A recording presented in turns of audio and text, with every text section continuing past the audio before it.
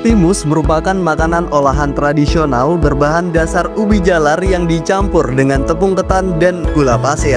Rasanya yang manis dan teksturnya yang lembut menjadikan timus sebagai jajanan yang digemari oleh berbagai kalangan usia. Makanan khas ini mudah ditemui di pasar-pasar tradisional maupun toko kue lokal, menjadi bagian dari kekayaan kuliner yang tetap eksis hingga saat ini. Salah satu pelaku usaha yang masih konsisten memproduksi timus adalah UMKM Getuk Busri yang berlokasi di Kemuning, Karanganyar, Jawa Tengah. UMKM ini turut berperan dalam melestarikan warisan kuliner lokal sekaligus menggerakkan roda perekonomian masyarakat sekitar melalui produk pangan berbasis ubi lokal. Namun dalam proses produksinya, UMKM Getuk Busri menghadapi berbagai tantangan. Proses pengolahan masih dilakukan secara manual, mulai dari menumbuk, menggiling, hingga mencampur adonan yang menyita banyak waktu dan tenaga. Proses pengemasan pun masih menggunakan alat sederhana seperti hand sealer. Sementara pengetahuan tentang kemasan yang cocok untuk produk frozen food masih terbatas. Potensi besar yang dimiliki oleh pengembangan wisata edukasi juga belum sepenuhnya tergarap. Promosi, pengelolaan konsep, serta strategi pemasaran wisata edukasi masih jadi kendala. Jangkauan pemasaran produk timus pun masih terbatas di sekitar wilayah Karanganyar saja.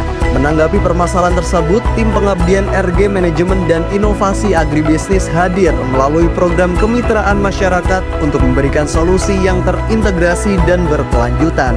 Program ini bertujuan tidak hanya meningkatkan kapasitas usaha UMKM, tetapi juga memperkuat kontribusi mereka dalam pengentasan kemiskinan di tingkat lokal, sejalan dengan SDG nomor 1 yaitu tanpa kemiskinan.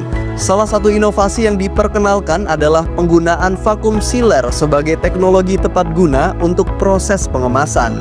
Dengan kemasan hampa udara, produk menjadi lebih tahan lama, higienis, dan tampil menarik. UMKM Busri pun dilatih secara langsung untuk mengoperasikan mesin ini secara mandiri, mulai dari persiapan produk hingga proses sealing. Tim pengabdian juga mengenalkan kemasan khusus frozen food yang tahan terhadap suhu rendah, kedap udara, dan sesuai standar keamanan pangan. Hal ini menjadi langkah penting untuk meningkatkan daya saing produk dan memperluas jangkauan distribusi. Tidak hanya berfokus pada produksi, pengembangan wisata edukasi berbasis pangan lokal juga menjadi bagian dari program. UMKM Getuk Busri mendapatkan pelatihan dalam merancang alur wisata, meningkatkan keterampilan komunikasi, serta mengelola pengalaman edukatif yang menarik bagi pengunjung.